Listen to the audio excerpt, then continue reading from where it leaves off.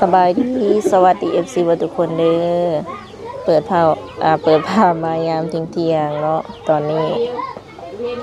เป็นเที่ยงของมื้อวันพฤหัสทุกคนโดยบรรยากาศก็สิเป็นประมาณนี้ตอนนี้เนาะลมเนี่ยรู้สึกว่าลมแรงเนาะเมื่อคืนนี้ก็ถือว่าผ่านไปโดยดีบ่มีฝนมีหยังเนาะเดี๋ยวสิมาถ่ายทำภาพบรรยากาศการแต่งอยู่ครัวกินหรือว่าการกะเกียมวัตถุดิบเนาะสิไว้เฮ็ดอาหารการกินนี่แหละทุกคนเลยเดิน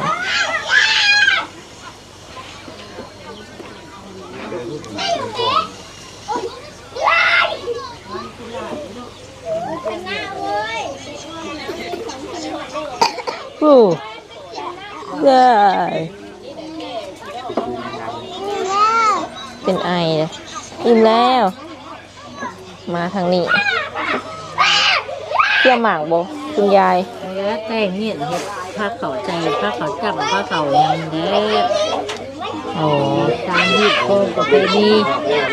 ลาวเฮาเขาดูนี่นี่เด้อคือว่าบุญยักแล้วบุญแล้ว แต่งไว้ใส่อันงานเนาะนี่เบิร์ดทำแนวเบิร์ดเลยเทียนภูกำหมากกอกยานะเนาะทุกคนเห็นไหมเบิร์ดใส่เบิร์ด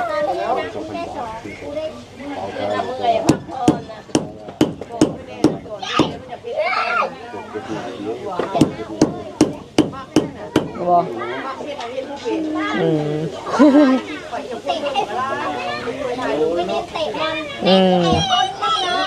มันต้องได้ตั้งได้อย่างดี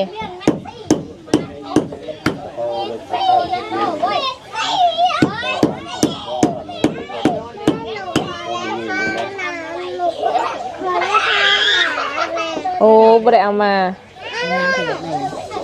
ยังทาขาครีมทาผิว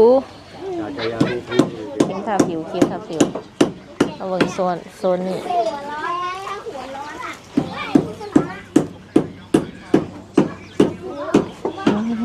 สุ่มเซล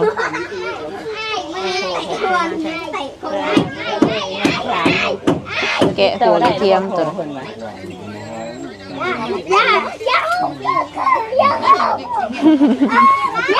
ผู้สาวอายเลยไม่อยากได้บ่ผู้บ่าวค่ะผู้สาวแกะกระเทียมหน่อยไอ้รักเชืองหนามยังยิ้มเรื่องโอ้ยบูดอย่างเดียวผักหญ้าค่ะหุ่นเต็มเรามีผักหอมรวมผักสลัดแล้วก็มะฮุงเนาะ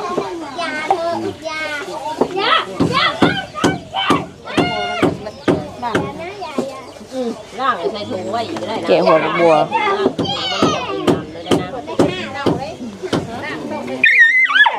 โอ้ยอย่าคบไปเด้อ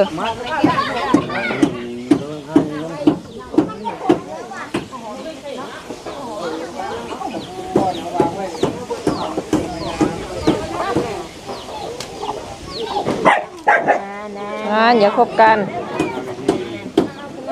มาคนละบ้านมาเจอกันแบบนี้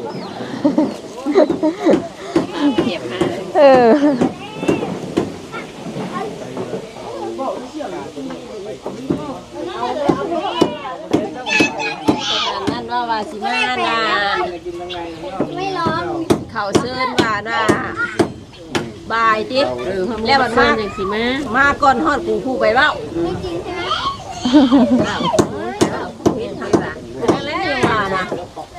ว่าสิไปเก็บพักกระโดนเพื่อนสิบอกลุงวงโทรแม่ว่าผูกไปว่าไม่เห็นหนาได้เลย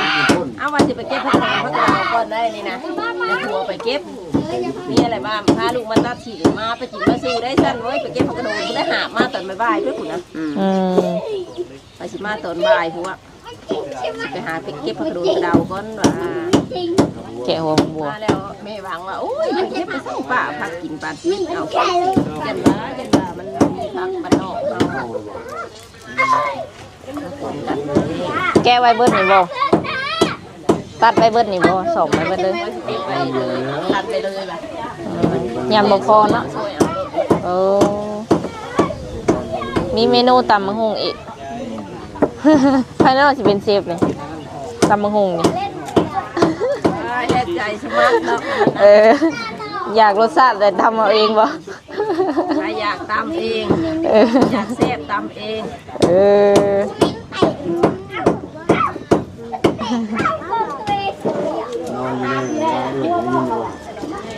เดี๋ยวพาไปเบิ่งโซนกัน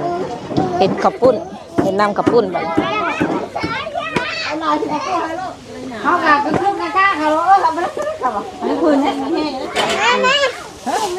ขึ้นไปเลยอยากกินข้าวปลาสีของกล้วยโลเดินเลยไม่มีอาหารกินขาดไม่ได้กินปั่นกับน้องเลยเอาปูละก้อนกว่าเนี่ย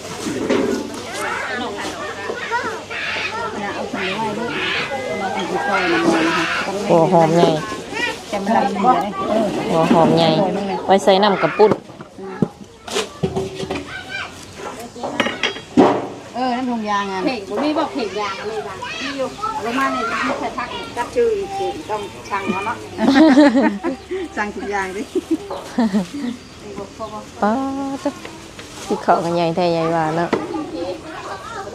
เป็นกำลังกาเกียมอันซินำขับปุ้นเฮ็ดมืออื่นผุดมาใส่เลย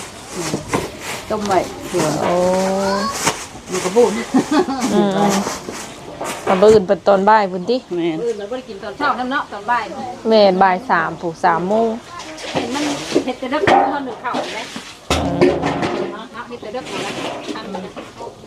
นใส่ข้าวใบซื้อเครื่องของ มีแต่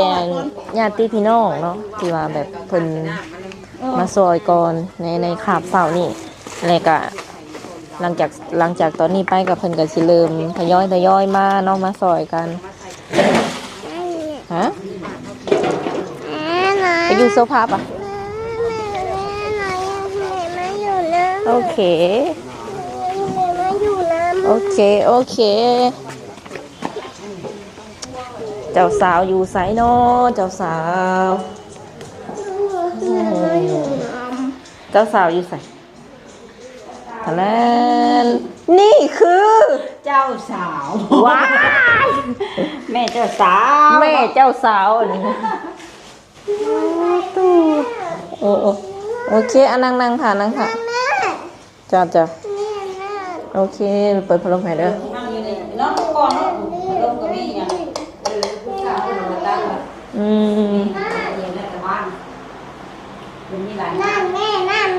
นั่ง พาเรามานอน เงินบ้านเงิน ระบายได้ไหม บ้างนั่ง บ้านเงินที่ซองที่บ้านเฮโกเฮเกยังเขาถามเพื่อนว่าโอ้ยเตรียมหุ้นเนี่ย ช่องมันก็ชื่อมาเยอะ เอาซองนอนเนี่ยเดี๋ยวใส่กันเลย ระบายสีเด้อ เพราะมานอนนี่ขึ้นมาเย็นกิน มาเหยียดแอร์ไปเท่าทีนี้เรามานอน เดี๋ยวเพื่อนนั่นว่าที่ให้เพื่อนถามเพื่อนอยากเห็ด เราก็เฮ็ดเป็นอะไรเนี่ย ว่าต่อทวิตมันต้องต่อเข้าใส่ก่อน โอ้อันนั้นเข้ากระจ่างก็จะเฮ็ดคือกัน จ้างผู้ไหนล่ะได้มาละจ้างให้เดี๋ยวทวิตให้เพื่อนจะถ่ายต่อเพื่อนจะ ชื่อมาเผื่อไว้อีกที ผู้เดียวชิได้ทราบแล้ว เอียงนะเอาสีขาวบ่เถอะสีขาวบ่ เพื่อนนั่นเพื่อนนั่นให้แม่น1,000แล้วมันบอกเหลือ9,000เนาะมีแต่ว่ามืออื่นสิบางใส่บางเหลือแสนเพื่อนบ้านนะจ๊ะเพื่อนมีเห็นบอกปีกระโตกบอกกระโตกอะไร เคยแพ้ประเทศแล้ว พานอันนั้นพานเงินพานอย่างเลยเนาะ ใช่คำจะยัง ดอกไม้ใส่ อันที่คือสมหวังให้เบิ่งอันนี้ที่เขาเอาดอกดาวเรืองตกแต่งอะไรในหุ่ม อยู่แรงเพิ่นมาแต่งพักขวัญอยู่นี่ ที่แม่เอาเงินไปดูกันดูร้านสิบ่คือหน่อยวะกับว่าหน่อยได้4,000นะครับเป็นเงินกี่หลายเลย200ไปล้านนึงนี่แหละ เอาเป็นเงินกีบบ่หรือเอาเป็นเงินดอน ม ป้าเลยจอดมาอยากเขาก็มาแม่ ไปแล้วแหละได้แล้วเพิ่นสิเอามาให้นี่บ่โอ้เดี๋ยวเอาแล้วเราบ่เข้ากล่องแล้วจนเข้าก่อนอีก ป้า เดี๋ยว เนี่ย นี้เดียว สะดุ้ง ทำคูทุกเลย สูงแบบ มา นี้ ซ ว่ะ อยแม่นี่แหละ พี่น้องใกล้กันเด้ทำมาซอยไปก่อนจะมันยากกันหลายๆมือไป เราจะซอยเรียก อ๋อ เอาหมอนเอาอย่างให้เจ้าแม่ แม่ หมอนก็ได้เสื้อก็ได้ผ้าห่มก็ได้ ไม่หรอ แม่ ข้างนอก แล้วเห็นก็จะได้เห็นเนาะ ถามเพิ่นอยู่วันสิเอาให้แม่เอาเป็นเงินกีบบ่เอาเงินกีบไปสิได้แตกมาเฮือโอ้ยเอาเงินกีบเงินมานะเงินกีบคือน้อยเนาะสมมุติว่า 10,000 มันก็จะน้อยๆอย่างนี้นะ เอาเงินดอนคือน้อย คันเงินกีบ200ล้านบ่ได้น้อยเลยเงินเนาะ แม่ ว่างามอีก เอาเงินยังค่ะแล้วแต่ใจ คันเงินกีบนี่แหละวาง4ตับ ก็2-3 คันพุ่นแหละพอดีแห่เด้ กิ่งอะไร แห่เคยมาเด้ คันกีบมันก็หลาย4ตับคันว่ากีบละเดียวก็ต้องมาละกีบ ชวนมันออกไปเนาะ ส่วนหัวมันออกไป นะ เด็กให้ธนาคาร อ๋อนั่ง เพราะมันคือคนคืองามแม่เจ้าไทยผู้ไทยหวยน่ะเขาถามเราแล้วว่าที่ลมกับเจ้าเราก็บอกโอ้ยเราไปอยู่เขาใหม่มาเขาเตะมามันจะงาม มันเป็นเงินใหม่ดิเขาวางพักขวัญไทยผู้ไทยเนี่ยมันจะงามอันเงินดอลลาร์มันเยอะเลยได้สิเตะได้บ่ละดึงได้เราเบิ่งเนาะได้เดี๋ยวนึง ในคูห้าน ว่า แม่นห้านหลาย ได้เงินใหม่บ่ละ อ๋อคันแตกตามห้านน่ะเอาบ่ยังไม่ปานใดเนาะนอกจาก ต้องไปแลกทันใหญ่ ธนาคารเนาะธนาคารการค้าจริง ธนาคารได้สูงอยู่ว่าเธอ แต่ข้านคำและข้านคำเข้าใจเราหู้อยู่ อ๋อ เคยไปแตกอยู่ อันนี้ซองอันใส่ ไหว้บัดเคยแห่ประตูเงินประตูทองเนี่ยเนาะ เอาสีนี่บ่เธอสีอื่นก็บ่มีเนาะ ว่าสลัดเป็นสองขา โอ้ สองขา คันเป็นนิวเวียงเหมือนกับเป็นซองแดง โอ้ อ๋อช่องอ่างเปานะ อืม ถ้าคอยออกไปตลาดตอนแรกคอยซื้อมาก็ได้ หรือว่าตัวนี้ก็ได้ไหมได้ประหยัดไปอันนี้แหละตันเฮ่เคยแล้วก็มีเงินหนึ่งบ้านเลยบ้านที่ว่าอันพี่น้องอีเมลมามัดโคโตเขียนเพิ่นแล้วก็ให้เพิ่นลูกหัวได้บุญบ่ได้ใส่ว่า ใส่บ้างอันนี้อันสมมาคืออยากถ่ายคือสมมานะ ยังบริเหตุจับ ขอบุญขอบคุณอัน เรา นี้ ได้ว่าอีหยังเราก็มีหมดแล้วก็ เราบ่เข้าใจบ้างบ่จ๊ะเนี่ยเราบ่เข้าใจ เอา ว่า ไป บ้าง ดอกหักเฮ็ดน่ะเนาะใส่เทียนบ่ เอามีเทียนมีดอกไม้ เอาไปว่าเฮ็ดให้เจ้าว่าแม่พระก่อน เพราะก่อนเพิ่นเฮ็ดอยู่เพื่อนเพิ่นเดี๋ยวเพิ่นยังสิมาหางอยู่นี่ แล้วเฮ็ดให้เพิ่นเฮ็ดบ้างประมาณ20บ้าง อ๋อเลยสิบอกเพิ่นให้ 20บ้างกับเทียนบ้างละคู่ กับดอกไม้ ได้ดอกดาวเรืองยังมา เว อ ลา ย่างเองเนาะ เจ้าประมาณมันโคโตแข็งเพิ่นแล้วก็ให้เพิ่นลูกหัวขึ้น อยู่เวียงบอกว่าเขาบ่ฮู้ว่านี่อยู่นี่เป็นแนวใดแต่ว่าอยู่เวียงมันเป็นจังซั่นเคยมาแล้วก็ล้างตีน ล่างตีนกับอีหยัง ขุดยา ขุดจูง อะ อะไร ไร บัดนี้สิให้เพิ่นเฮ็ดอันนี้ให้มาเป็นจ้างใส่ อ เพิ่ ยู่ น ในบ้าน เพิ่นตั้งให้บ่ แม่ เสียเพิ่นเท่าไหร่ล่ะแม่ 900,000 ตะกี้วะ อันเฮ็ดพักควันนะ บ่ บ่เพิ่นสิตั้งอันนี้ คือว่าพักควัน ตั้งอันนี้เจ้าให้เพิ่นตั้งให้สิ แม่นถามเราก็ได้เราก็ไปตั้งมองเดียวกัน รอบเดียวกันบ่ แม่สมหวังเราก็เฮ็ด YouTube คือกัน เจ้าเฮ็ดได้กี่ปีล่ะ 2-4-3แล้ว โอ้ได้เดือนเท่าไหร่นะเงินเข้าน่ะ แล้วแต่คันเฮาดุไปถ่ายก็ได้คันเฮาบ่ดุก็บ่ได้ ต้องมีคนเบิ่งสิ แม่น เอาลง Facebook บ่ได้หรอ บ่ได้ Facebook บ่ได้เงิน ลงซื่อ ต้องเป็น YouTube เนาะ ๆแม่นนอกจากเฮาไปเฮ็ดอยู่ฝั่งไทยได้อยู่อันเฟซน่ะนะ เอาบ่มีบัญชีเด้ แม่นคันอยู่ลาวก็คือเฮ็ดละละบ่ได้เงินบ่ได้หยัง อันYouTube หลายอยู่ นี่กลัวไม่เนี่ย ของก็เซิร์นหลายคนแน่ว่ะ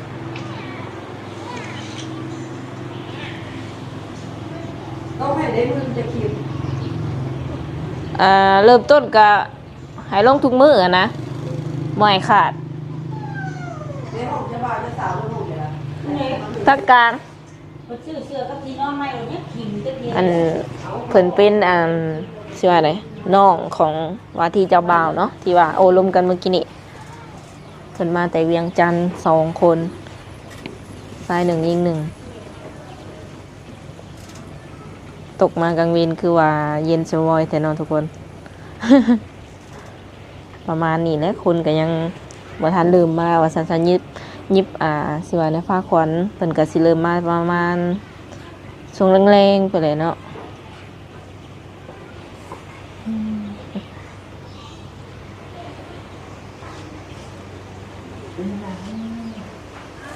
นี่ว่านอนอยู่นี่บ่ นั่งถามไหมเธอลูก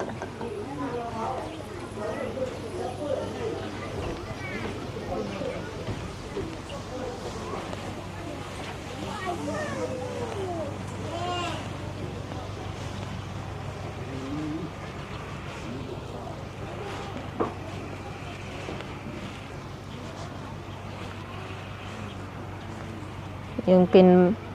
เป็นมุมเก่าสไตล์เก่าอยู่เนาะเพราะว่าตอนแรงนี่นะสิคึกคืนกว่าเก่าอาจสิแบบพี่น้องญาติพี่น้องมาเต่ามาโฮมกันเบิดเนาะแต่ว่าทั้งฝ่ายซ้ายนี่ก็สิมีแต่2คนเท่านี้เนาะที่ว่าเพิ่นมาร่วมงานนำหั่นแหละอันนี้เป็นฉากหน้างานที่ว่าเพิ่นตกแต่งเป็นทีมห้อยเนาะเมื่อคืนนี้ก็คือถ่ายเบิ่งแล้วเทื่อนึงแต่ว่ายังบ่ทันแล้วคักบัดนี้แล้วคักแล้วเนาะเป็นประมาณนี้เลยงามสวยงามสมมติปึ๊บเนาะเอาอย่างมา นี่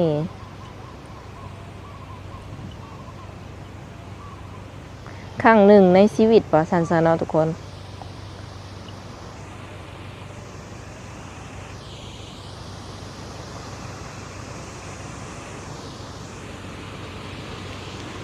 แคมทางเลยประมาณนี้โอเคเนี่ยได้กับสิขออนุญาตจบไว้เท่านี้ก่อนเนาะหลังจากเจ้าบ่าวกับเจ้าสาวมาแต่เวียกแล้วกับสิขออนุญาตสัมภาษณ์หรือว่าถ่ายทำเพิ่นให้ FC เบิ่งอีกเทื่อนึงเนาะหลายคนก็อยากรู้ว่าเจ้าบ่าวเพิ่นรู้สึกแนวใดที่ว่ามาฮอดจุดๆนี้ว่าซั่นซะแล้วก็ดีใจอยู่บ่จังซั่นจีเนาะ FC หลายคนเพิ่นก็ถามเข้ามาเลยแนวใดก็รอติดตามรับชมนำกันเนาะทุกคนหลังจากที่ว่าอ้ายเพิ่นมาก็สิได้ขออนุญาตสัมภาษณ์เพิ่นโดย